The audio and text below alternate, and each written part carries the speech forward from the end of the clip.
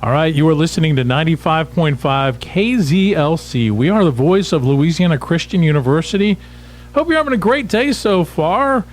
And normally, for our Wildcats Media Sports Podcast, we do that on every Tuesday during the semester.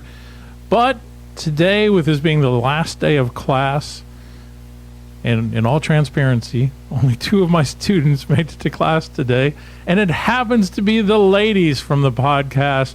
I'm talking Carmen, Taffi, and Noel Schonhoff. So we decided we're going to do a special show with just the ladies. Yeah, why not? Who better? Yes, We're the ones who contribute anyway. That's true. You are. You are. So, awesome. Well, we'll look forward to doing this. This will be a little bonus for the listening audience, Noel and Carmen, and we'll talk some sports, maybe some other things. Big women's basketball game tonight, huh? As the LSU Tigers are getting ready to play a revenge game against South Carolina, right? Is that it? Yes. Yeah. So, some big news breaking with that, Carmen. Apparently, according to, every sports news you look up, Angel Reese's mysterious 4-game absence has come to an end. LSU women's basketball head coach Kim Mulkey announced during a media session that Reese will return to the lineup Thursday when the number 7 Tigers take on Virginia Tech in a rematch of the 2023 Final Four. She didn't say whether Reese would start or come off the bench, but she did say benching her on November 20th, she compared benching Reese to disciplining your children. She also briefly mentioned that it was a locker room issue was the source of all of this and not her grades. All right. Well, that's the most that Kim Mulkey has said about it. She's been very tight-lipped and even kind of admonished the media for continuing to ask about it, which the media have to ask about it. I mean, that's a big story, the fact that your All-American player is not in the lineup. And correcting myself there, yeah, Virginia Tech is who they play. It's part of that SEC, ACC challenge that's happening both with men's and women's basketball. All right, so Noel, you being a women's athlete, softball player, now retired. Yes. Is there ever drama in the locker room? Oh. Is there ever drama? You mean, is there ever peace? You can speak on peace more than you can speak on no drama in the locker room. Well, that does happen. Yeah, for sure. So. Mr. Howe! What's the story? Desiree! Oh, come on in. Come on in. We've got a special guest that's about to get behind the mic with us here. Put these headphones on, girl. One of the legendary Wildcat athletes, Desiree Squires, recent graduate. Just talking to the microphone. Tell them hey. Hey, y'all. Hey, Des. Have you ever been on the radio before? Once when I was little, like 10 or 11. Really? What was the circumstance of that? My travel ball team won the World Series. Oh, okay. Well, that's cool. Yeah. Was it like the Leesville radio station? Uh-huh. Oh, nice. It was 100.3. No, Yeah. It wasn't Leesville. It was Alexandria. Oh, really? Okay. Awesome. Oh, KRRV? Mm-hmm. Nice. Yeah. Very nice. Well, we're glad to have you. Unexpected surprise. So we were just explaining to the audience that in our sports journalism class for today, the last day of the semester, none of the guys showed up. Okay. So apparently they thought today was optional. Okay. So it was just the 2 ladies. And I think Noel suggested, let's do a radio show. And then you showed up, and now it's like the best radio show ever. Hey, I'm glad to be here. We can talk about some things now. So we were talking about the Angel Reese situation with LSU, and she's going to play today, and how Kim Mulkey has been a little more forthcoming now. That involved a little bit of a locker room situation. And I had asked Noel, are there ever dramatics in women's college sports locker rooms? There are dramatics every day. I said, I think the question is, is there ever peace in the locker room more than the dramatic? There's always dramatics. Somebody's hurt someone's feelings. There are dramatics every day, and you just work very hard for your coach not to find out. Yeah, you're like, shh, let's figure this out on our own. It's kind of like when you're little kids and you like punch your sibling and they get a bloody nose and you're like, you can punch me back. You can hit me back and we'll be even. Yeah. It's kind of like that, you know. So you kind of police yourselves, in other words. Oh, yeah.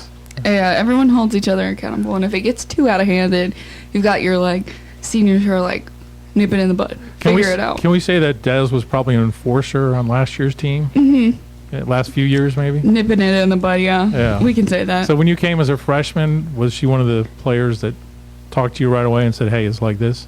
Oh, I didn't talk to Noel right away. Desiree didn't talk to me right away. Oh. No, I used to follow a strict rule. I didn't learn the freshmen's names until January. Wow. I mean, if they're not going to stick around, why waste space in my mind, you know? That's a good point. I might have to adopt that as a professor. I also, my freshman year, I hung out more with the soccer team because, Really? you know, I had come in with my friend Bailey, and she graduated from high school with me. And so that was my homebody. Like, you know, that was my safe space. So I hung out with them more. And let me tell you, we had some mean seniors. So at that time, we did have mean seniors. Are we naming names? No, we're not naming names. No naming names. We did have some mean seniors, but as standoffish as I was to the freshmen, they always knew that if they needed something, they could come to me. Yeah. But I better be last resort. I got other things to do. Mm-hmm. Yeah, Des was about business, wasn't she? Des was. Oh my goodness, freshman year. Ooh, I think she lightened up a little bit, but in her seriousness, it wasn't. It was all still there, but she got a little better through the years. But she was strictly business when I came in. She had a temper. Did she have a temper? Desiree was known as if Desiree did not perform to Desiree's standards in the game, you make a hole. And that was, everyone knows.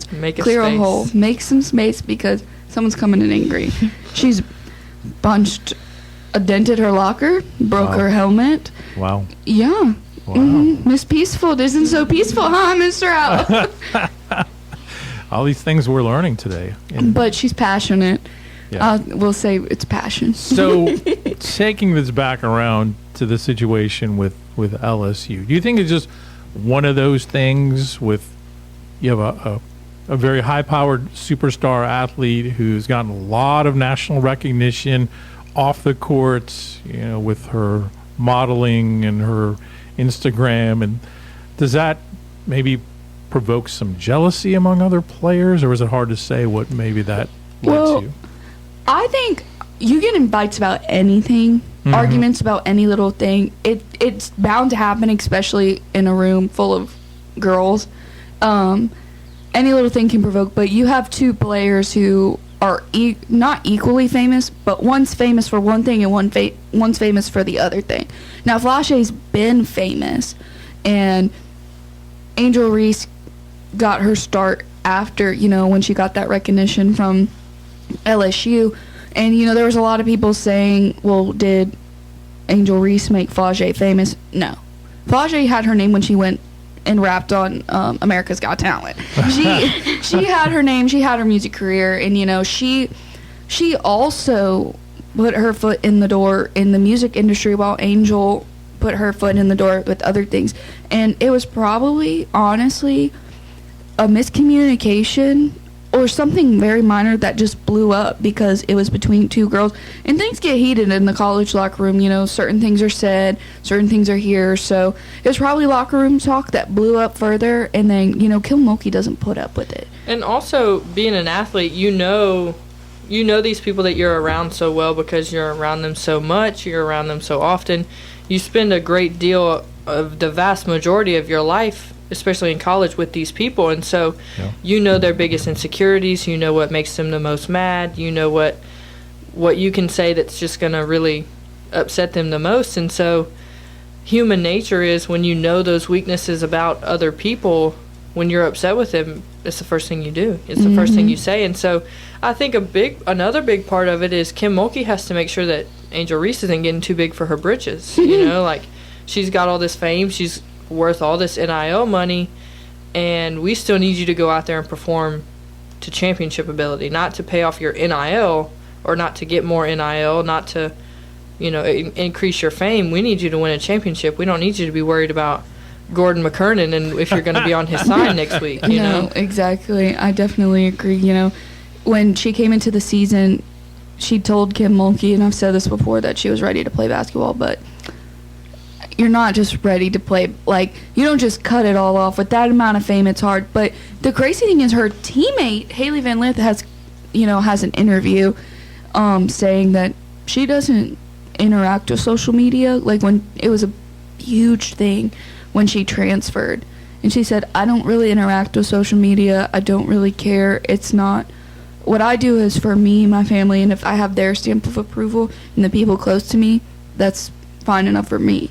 So I just think social media sometimes gets a lot of people in a lot of trouble because they don't know how to use it correctly or in a mature way, I guess. And people with that amount of fame, you have to be careful with what you say about when you say it. And some of the things that I don't think was handled properly.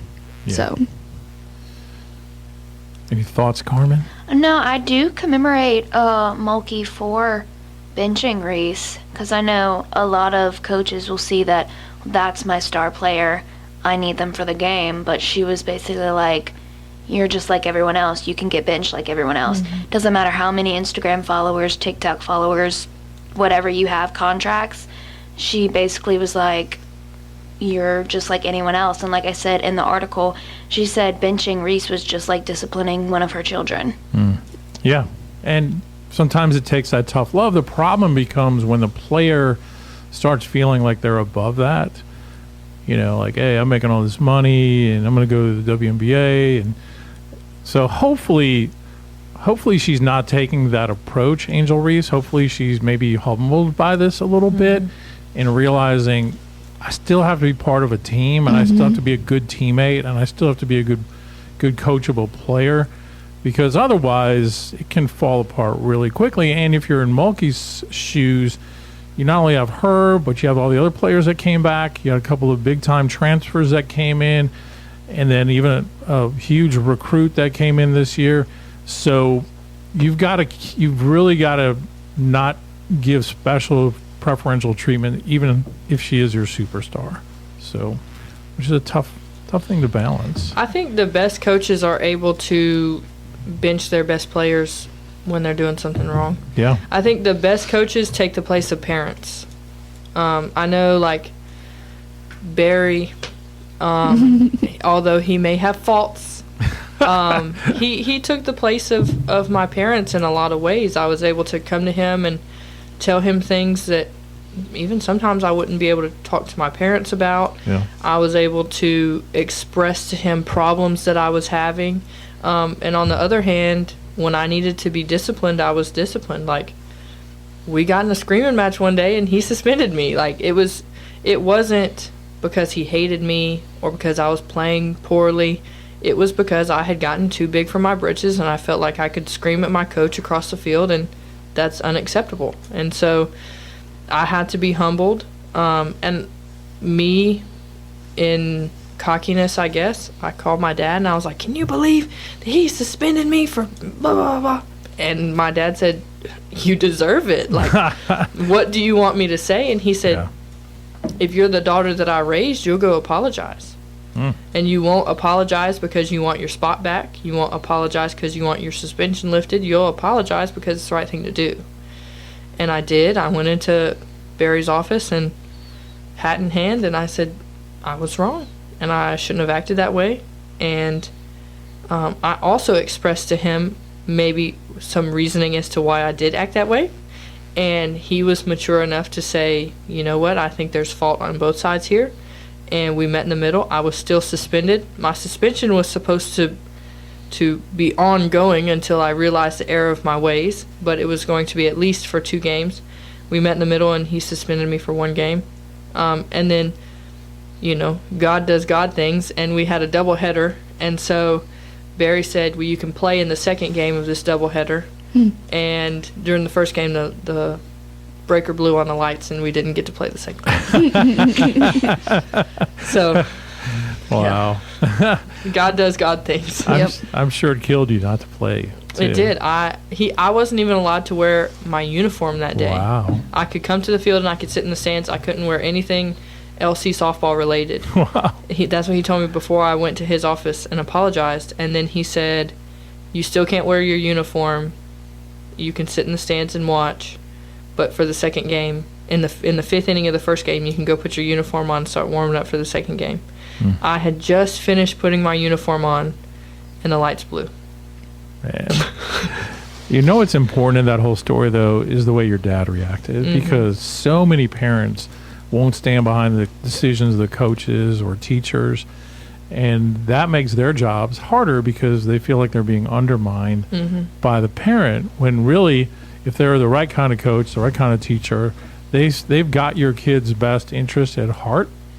They're not trying to be mean, but they're, a lot of times coaches and teachers are around those kids more than sometimes the parents are, realistically. So that's big. Do you guys ever have drama in the drama department? Oh my gosh. It's always like, well, it depends, because you have, I mean, multiple people wanting multiple roles, and not everyone can get it. Sure. And it's not like a screaming match, but it's like, it's petty stuff, like, oh, I'm not going to talk to you because you want the same role as I want. Or I don't let it affect me because I don't care anymore. Yeah. Like, I was a big, like, oh my gosh, I need to get this role, like, blah, blah, blah, all of this. But I'm just like, it's whatever at this point. Yeah. And it's like, some people think they're better just because the roles they got in high school, and they think they deserve that same level of role once you get to college, but you're playing on a whole different field. Yeah, you're starting over. Yeah, basically. I mean, I was thankful that when I came in as a freshman, I got a lead in one of my first shows. But What show was that? Red Velvet Cake Wars. I remember that. Yeah. You were like the tough Yeah, girl. and I The had a tomboy. unibrow. And that's the only thing I had a problem with. I was like, I don't want to have a unibrow. And Professor Huffman was like, well, too bad. And I was like, well, okay then. But no, and it's Well, Tab is like that coach too, where she knows what she's doing. She's been around a long time, and so I think it's just in any sector right now, we're all dealing with this. What I feel like in some ways has become very entitled generations.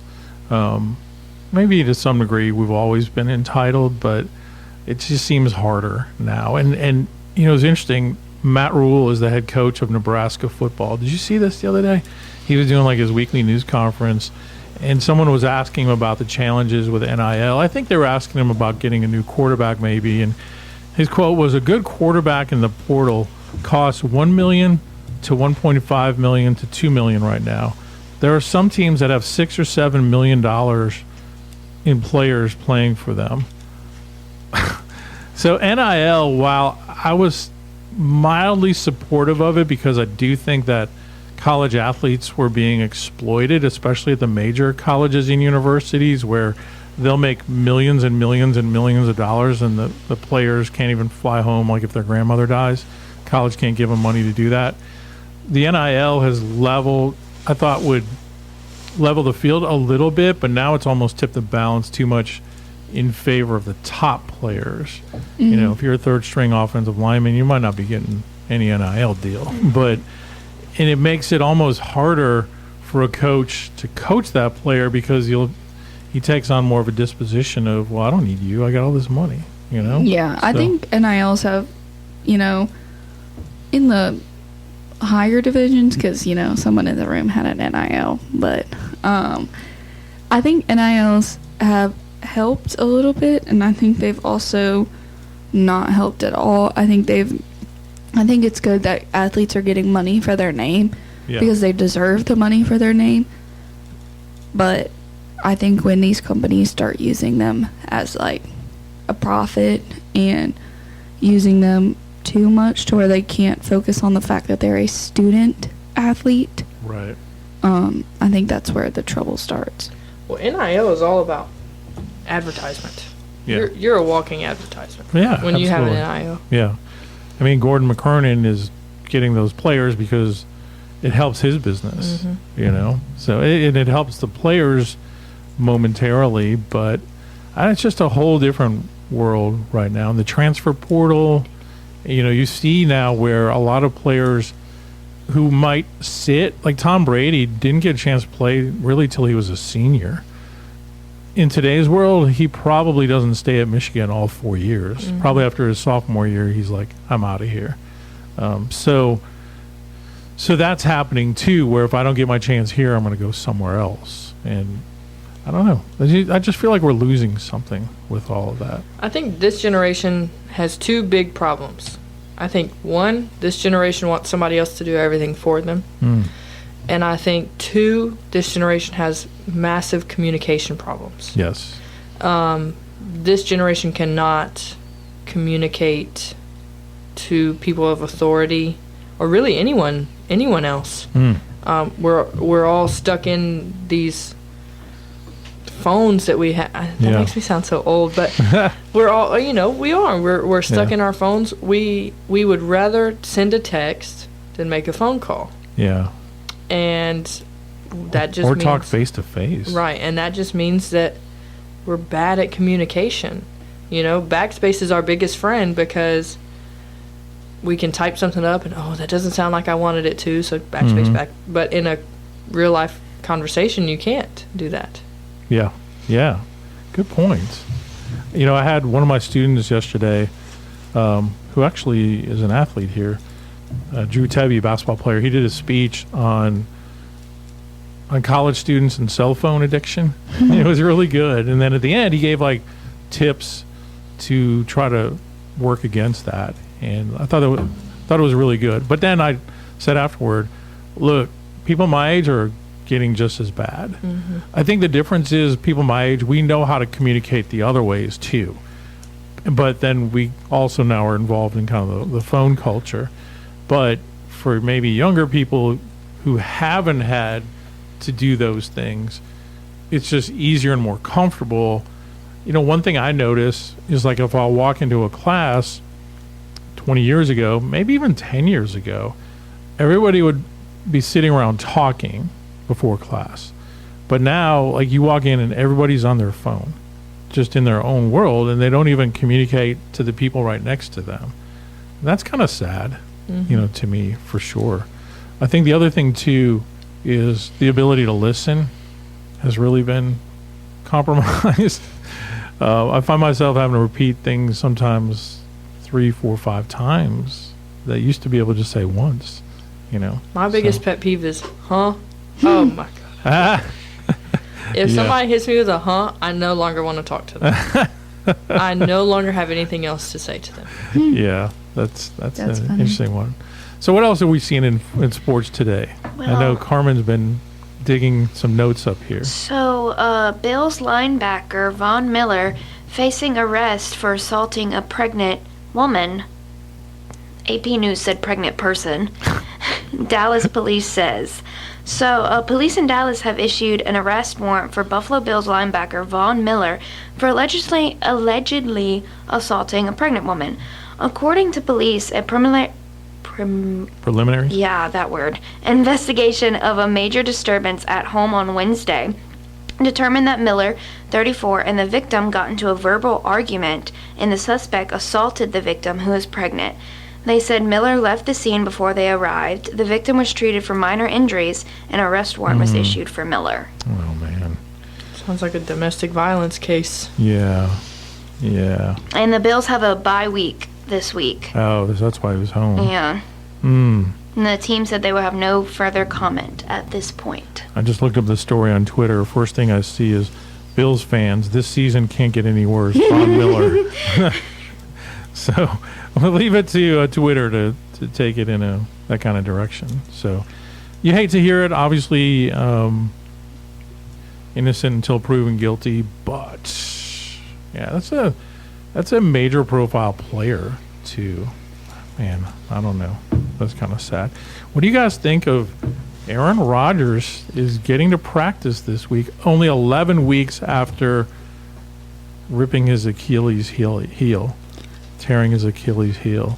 This guy's like, is he even human? What the heck? I don't know. I personally, the season's literally about over. Yeah. Why why push it? Why He's test? doing it just to say he can. I would do the same thing. Okay, hold on. You don't get her opinion is different because Desiree pushes things. That's true. There's 2 people in my life that I have met where an injury, they're going to test the limits. It doesn't matter if they got surgery a week ago. They're going to test the limits and see how fast their body can heal. And that's Desiree Squires and Bree Corcoran. Those 2, I don't know. But I think people should let things heal. At least a torn Achilles, it puts you out. But that takes a while to heal. And I think if your whole job is football, maybe you should let the injury heal. And you're a quarterback. Like, in general, it's a sport. You need your feet. Let it heal. There's nothing left of the season. You can't just come back and randomly win them a Super Bowl right now. So why don't you just let it heal? And also, he could come back, practice playing a game, and injure it even more to where he can probably never play again.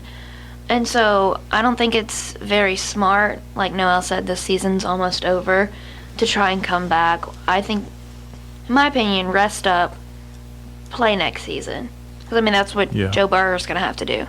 Yep. I have a differing opinion. Okay, here we go. Because she's crazy.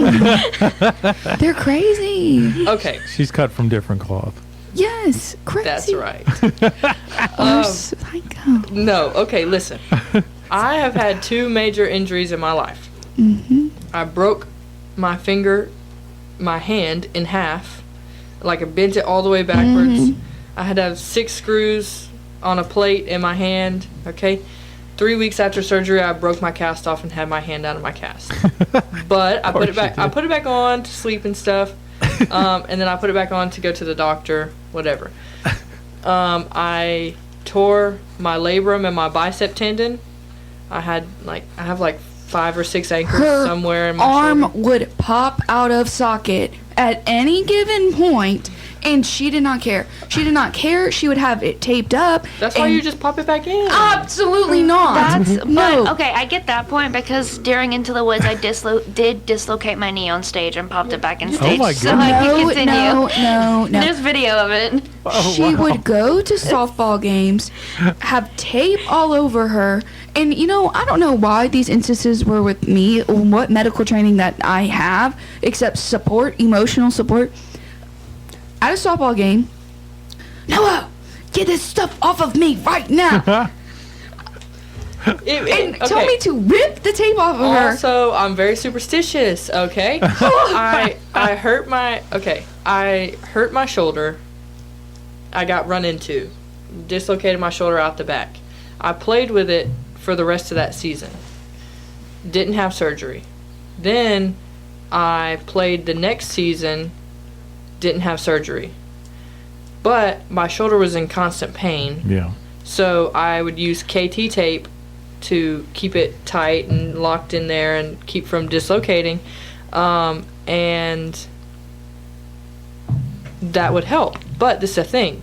If I ever started playing bad with the KT tape on my arm, it was because of the KT tape. It's not because of me.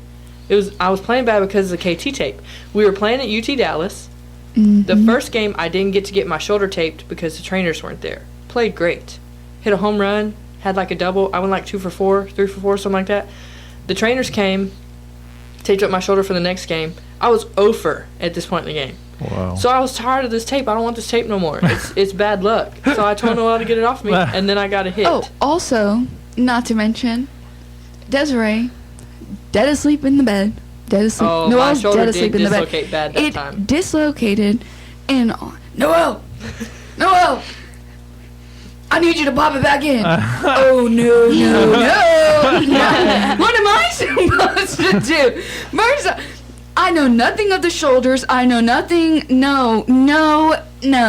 And she's yelling at me. She's yelling at me to put this shoulder back in. What am I supposed to do? Okay, I mean, first of all, I definitely see it from both sides because I was a competitive dancer for 18 plus years. So, I mean, I fractured the side of my foot, taped it up, danced on it. My mom fed me with ibuprofen and Tylenol every Maybe that's candy to the softball team. Every 2 hours, it was 2 hours ibuprofen. Next 2 hours, Tylenol. Yep. Like I said, for Into the Woods, I dislocated my knee on stage, popped it back in when I got off a stage. No, but my knees have a problem with popping out of place because my ankles roll in, so it stretches that tendon that keeps my knee in place. But I wasn't important. Like, I'm not a paid football player. But, I mean, I do see it from both sides. I mean, football is your life. You want to do it. Softball was your life. You want to do it. If you get hurt, it doesn't matter. But when I was in my prime of co-ed sports, co-ed. I did, for my championship football team, I did have a knee brace and KT tape because the game previous, I don't know what happened. I fell and my knee collided with someone else's knee. Ouch. And I wasn't playing, so I ripped my knee brace. I ripped my knee brace off. I ripped the KT tape off, and Terrell tried to pull me out of the game. And I said, no way, and I scored a touchdown. There's only been one time in my life I've ever, and that was when I got my hand slit open by a cleat. That's the only time I ever rushed recovery. That's it. Okay, well, when you are an athlete and your world revolves around sports, you have an identity crisis when you can't sport anymore. You're telling me? I also did have a theater teacher in high school who was so hardcore. I also dislocated my knee in one of the rehearsals, and it was so bad that I had a knee brace and crutches. And I showed up to class, and he looked at me up and down and said, "Is that knee brace and crutches going to be gone for the show tonight?" And I said, "Yes, sir." Because he was so scary. One of the freshmen moved a chair during a scene change, and his name was Chair Boy. Wow. He did not care to learn his name. His name was Jonathan, but he was Chair Boy to my theater teacher. And if he didn't answer to Chair Boy, it was like the end of the world, because then he'd start yelling that Chair Boy was not answering. Wow. Chair Boy. When I had labrum surgery, I snuck I went to Walmart, still in my brace, my sling. Yeah. And I bought those resistance bands.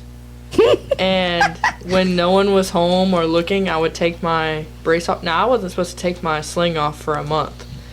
And this is 2 weeks after surgery, I would take my sling off and put the resistance bands on my door and see how far I could put my arm up. Oh my goodness. But then I went to the doctor and he was like, "Your range of motion is so good." And I was like, "Thank you, what can I say?" I mean, it's better than when my sister got knee surgery. She had to get a bone broken, and so they could put her tendon back into place and reconnect the bone and everything. Well, she didn't share PT. They sent her home with a machine that bends your knee for you. She had everything to her ability, but she wasn't doing her PT. And me being the scared little sister, still scared of my older sister who's literally bedridden, can't do anything. She's like, "You're telling Mom I did my PT." And I was like, "Okay." Well, she had to go back under surgery so they could forcefully bend her knee to break up all the scar tissue. Oh my goodness. Also, I don't know what kind of surgeries any of y'all have had, but when I had shoulder surgery, they gave me Valium. And I have never wanted to do drugs, but I think about Valium almost every day. Really? Was that good, huh? Wow. I had ankle surgery, and I had a ball, one of those medicine balls, attached to my leg when I had the nerve blocker in. Yeah. And when my nerve blocker ran out, the nerve ball was supposed to kick in. And it hung off of me like a purse. I kid you not. It delayed. I've never felt the pain. It felt, I told my mom, I rose because I'm screaming bloody murder because I can feel this incision in the side of my foot. Wow. Yeah, my sister, from when her nerve block wore off, she was living in the apartment with me and my mom. Apparently, I was dead to the world because my mom said she woke up screaming. I did too. And I guess I was just passed out upstairs because I was passed out from pain. I also did. I threw up and passed out. Oh my goodness. My dad, I had to go to the bathroom, but I needed assistance. I went to the bathroom and I passed out on the toilet. And he had to rise. I haven't had any major surgeries. I mean, I've gotten my tonsils and adenoids taken out, my wisdom teeth, and then I got a kidney stone surgically removed. But I do know the pain of when I got my tonsils out. I couldn't talk. Wow. Like, I literally have 2 incisions, like, in my throat. Can't speak or anything. So I got given a bell to ring if I needed anything and a whiteboard to write it down. I was ringing my bell, and no one was answering. Uh-oh. And apparently my mom and dad both took a nap. So I was just sitting there ringing my bell. Well, I start crying. Aw. And my sister, finally, she was also sleeping, and I'm just sitting there ringing my bell and bawling, and my sister comes in, and she's like, what do you need? And I'm bawling, and I write on my thing, I wanted some ice cream. That's the best part about tonsil surgery. As I don't even... Ice cream? You were crying, making a scene for some ice cream? But okay, here's the whole Ice backstory. cream, When I you get scream, on you know the rest. anesthesia or any type of pain meds, I'm bawling like a baby. When I got my wisdom teeth out, there had to be a nurse because I was awake. I'd had the whole surgery of them cutting my gums open awake. Oof.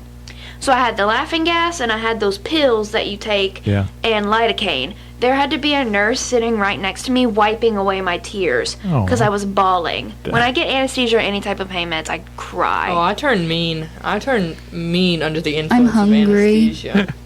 I'd kill canes. Let me tell you. A surgery? Canes. When I have anesthesia, I can't eat. No, when I got my tonsils out, I wanted a white cherry icy. They don't sell white cherry ices anywhere no I was going more. to say, I never heard of that. So I decided on a 20 below frozen hot chocolate from Tamp and Grind. And then my mom got me a cheese quesadilla from Taco Bell, not knowing that they put spicy sauce in their cheese quesadillas. I took the biggest bite, chewed it up, swallowed it. Throat was on fire. Oh my gosh. And then I couldn't take my pain meds In fuego. because I wasn't eating enough. So anytime I take my pain meds, I throw them back up, risk ripping a stitch. So I switched to children's Motrin, like the liquid, children's Motrin. I feel bad over You here. needed some 'cause, Valium. Like, the worst injury I had was I couldn't take any pills. my worst injury, I sprained my ankle one time. I was like, so I'm feeling good about myself. I will just say this. All 3 of you are prepared for childbirth now. I don't plan on having kids. Oh, come Well, on. I've had 9 kidney stones, and they say kidney 9? stones are more painful than childbirth. 9? What the heck? It's time for some water. That's all I drink. Except Oh, some what? man. No, I did the whole thing because I got my first kidney stone like in the 7th grade, Yeah. and Wow, that's amazing. yeah, and I had to this is really TMI. Sorry to our listeners, but I had to pee in a strainer to pee in this 5 gallon jug so they could test my pee to see why I got kidney stones. Wow. And then I just recently got one during Big Fish, I think. Wow. And I went to call my urologist and I was like, hey, can I have because I had pain medicines and then pills that made me pee. Yeah. And they were like, you haven't seen us in 3 years, so you need to come back and fill a new patient form. And I was like, you know what? No, thanks. I'm good. She just gutted it through. Yeah, I did. Wow. But I'm also I will say this. Women are tougher than men at the end of Yes. the day. They I mean, are. I've had You 5 have concussions. You have a much higher pain threshold than guys do. Period. I've had 5 concussions and I have a 5? cyst on my brain, so Oh, jeez. She needs urgent prayer. I'm really struggling. We need some prayer warriors out there. None of my concussions were my fault, though. That's Carmen, by the way. None of them were my fault. My fault. Well, I hope they weren't. So The just worst not one, surprised. the worst one was when I was in T-ball. And this is what got the cyst on my brain. I was in T-ball and it was snack time and we took our helmets off and this kid was holding a metal bat out, swinging it around in a circle and knocked me upside the head. Well, he starts crying and I'm just standing there. And I look at him, I said, why are you crying? And then I passed out. No, I just said, I'll give you something to cry about. I woke up at Texas Children's. Wow. And That does explain a lot, though. not even, yeah. So. Just kidding. No, I would have said, I'll give you something to cry about. I'd have swung that bat till I passed out. Right. Oh, my gosh. So my sports days were over with T-ball. Dang. I also wasn't a good player. I'd played in the dirt. I'd get in trouble with my dad because I was in the outfield and I'd just sit and play in the dirt. That sounds right. That does sound right. All right, last story. Let's talk about this. You guys ever heard of Jackson Churio? Come on now, Mr. Adam. You knew the answer to that. Every question that you say, do you know? Okay. Is always no. Well, this guy's only 19 years old. So now he is a highly touted prospect in the Milwaukee Brewers chain. He played in Double-A this year down in Biloxi, and then got a few games. For the Shuckers? Yeah. Okay. Yeah. Oh, wait. I didn't know the Shuckers were a farm team for the Brewers. They are.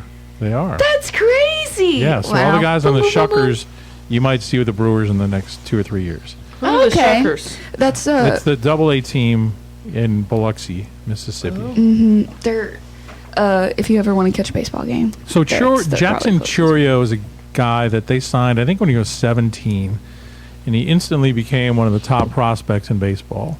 He's from Venezuela, by the way.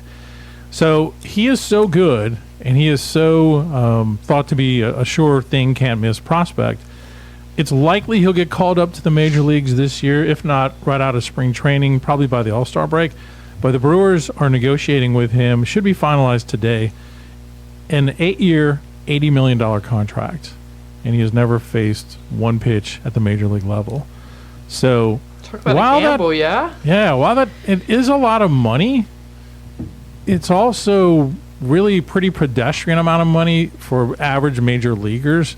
Like a decent major leaguer makes $10 million a year. So it seems to be a smart move that you're going to take a guy who could become like the next Ronald Acuna Jr., who's the superstar for the Braves, who won the MVP this year, and sign him to a much more affordable contract longer term, and you hold 2 more years of control over him because typically you only get 6 years before they become a full free agent. So I think it's kind of cool, but what would life be like if at 19 years old you would have gotten $80 million?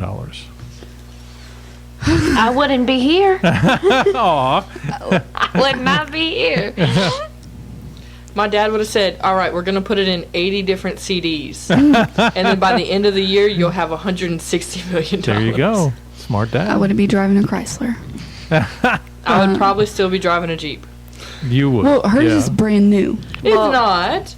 2021. It's newer. I have a 2024. You do? Yeah. My car's new to me.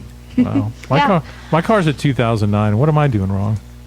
Nothing. Nothing. You keep trucking along. It's still running. Mine was an 09 before it basically almost blew my up. new car. I had an 09 for my first car. Pontiac was 08. My new car after my wreck was a 2015, and it caused me so many problems. So you keep that 2009 until it stops running. Until the wheels Because my fall Ford off. Focus, I probably still would have her if some dude wouldn't hit me. Hey, I had It was that. the best car ever. I had that HHR, She had the That- silver bullet the silver bullet, the hoopty hot rod. with a bullet hole. It did. And then you went to the little car. The Pontiac. Pontiac convertible, and that was dangerous. It was dangerous, and she was like, "All right, Noel, put this right behind the seat and move some room so you can sit down." And it was so low to the ground, it was perfect Noel size. If you hit a rock, the You whole felt car it. was coming off the road. I mean, this kid has to be doing something right to get this much money. Yeah, no, he's great, and he's one of those. You know he's going to be a star. He's just got it written all over him. Hopefully, but it's tough for those small market teams because they can't pay big bucks to keep their superstars. But this would at least give him a chance to be part. They have a very young nucleus on that team right now, and kind of start it out together and see how they grow over the next few years. It's kind of exciting, actually. So, I'm encouraged. I'm hopeful. So, all right, sports this weekend. We've got college football, conference championship games. So LSU won't be playing. Wah, wah, wah. I know. Alabama, Georgia. I'm calling it right now. Georgia. Alabama's going to shock the world. Yeah. Georgia. I think Alabama. I'm just gonna. You're going Georgia? I hold no opinions. However, I would like to ask you a question, Mr. Al. Maybe Okay. it's already come up. Do you think Jaden Daniels should get the Heisman? Absolutely. Absolutely. I mean, when you compare his numbers to everyone else, and I've seen several comparisons, like, against top defenses, and there's no question. There's no question. And the fact that Bo Nix is even being considered over him, come on. Bo Nix couldn't make it in the SEC. He had to go to the Pac-12 or whatever's left of it. So I hope he gets it, but I wouldn't be shocked if he didn't because a lot of the voters aren't very smart. They're not as I mean, the average college football fan probably pays attention more than a lot of the voters do, which is sad. So who votes for the Heisman? Like the Heisman committee? It tends to be like people that cover college football, broadcast college football. I'm not sure exactly how you get it, but I remember when I worked in Milwaukee, the guy who was the play-by-play guy for the Wisconsin Badgers, he had a vote. So, but even talking with him about who he would vote for some years, I was like, okay. So, but we'll see. I know LSU has really been aggressive. They created a website to promote it and sending that to all the potential voters. So they're getting the message out. We'll see. If anything hurt him, it's just the fact that he's not on a championship team. With that defense, there wasn't much he could do. The Alabama game wasn't like a particularly strong game for him. He had some good plays, but I mean, if you watched him week in and week out, he's the best player. So if it's not proven through the Heisman, maybe it will be in the NFL draft. It'll be fun to watch him at the next level. So, Yeah. All right, what do you guys have for Christmas plans? Work. Work.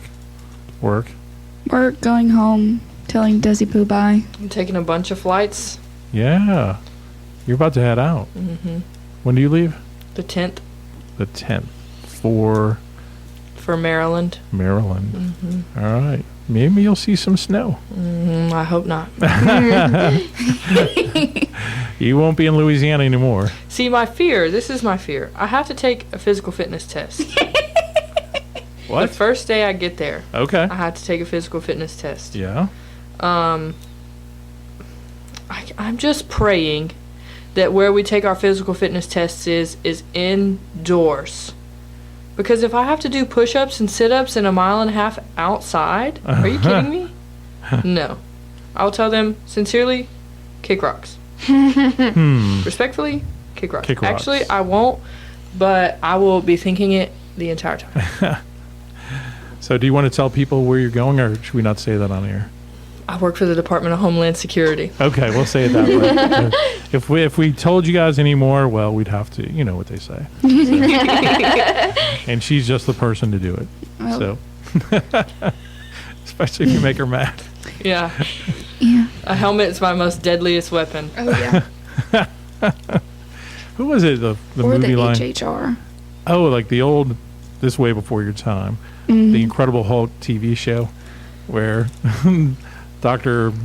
Bannon, the guy that would become the Incredible Hulk. Bruce. There's a line, Bruce Bannon, he would say, "Don't make me mad. You wouldn't like me mad." No, that's me, for real. That is you. No, but you know what? I did have a temper when I played softball. Yeah. And I would admit it. Yeah. And you know what? Maybe I did it on purpose sometimes. Yeah. Maybe Yeah. it's a mind game. Yep. Motivator Yeah. But and intimidator. I have found ways to, Channel your aggression. channel my aggression. I use working out as a way to channel my aggression. I save up all my aggression for the 1.5 hours that I'm in the gym. That's a good thing to do. 1.5 hours. I Dang. just take naps when I'm mad. No, because then I wake up more mad. No, I literally just put my AirPods in, watch Hulu, and then I fall asleep, wake up, and I'm good to go. You're good. Nice. I'm very passive See, aggressive. when I'm mad, it's like there's a fire inside of me. Well, if it makes me really mad, I'll be brewing over it, and then I have to rant. And the longer I hold on to it, it's like my whole body just starts to burn. I'm not playing. I Let just it go. I get like real hot and start sweating. My skin itches. We'll just come over to this building. It You'll sounds cool like it's down going to be real an quick. Eminem rap song. I know. Arms are heavy. Knees are weak. They probably don't know who that is. Oh, they do know. Oh, Okay, yeah. good. All right. My pop culture references are sometimes We're lost getting there. on my students.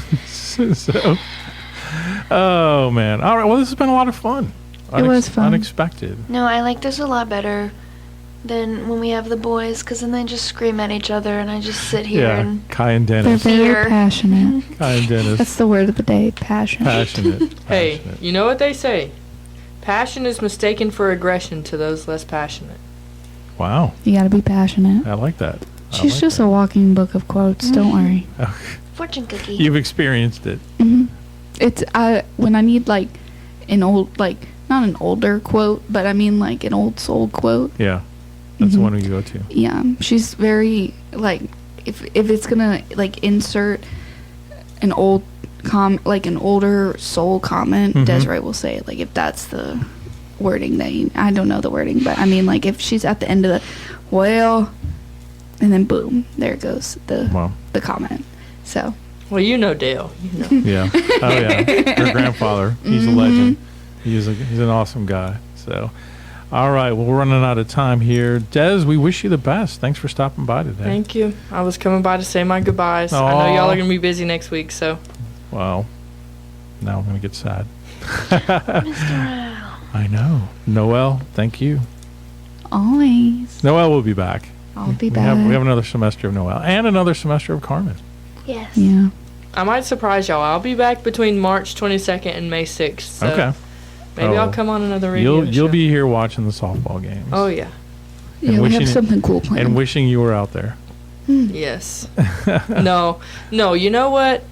When I stopped being a college softball player, I learned that I put way too much pressure on myself. No one else could have ever put the amount of pressure on me that I put on myself.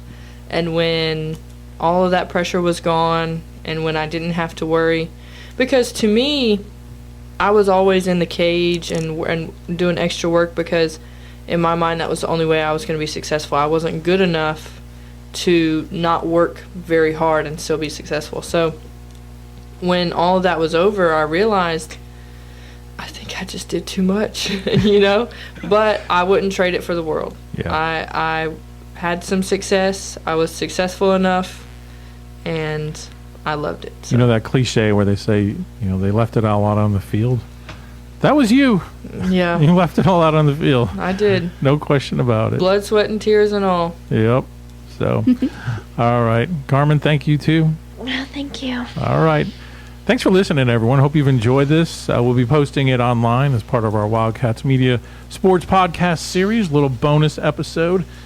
For now, we'll return you to the music. Have a great Christmas break. Merry Christmas, everyone. Put some Conway Twitty on. There you go. You've been listening to 95.5 KZLC.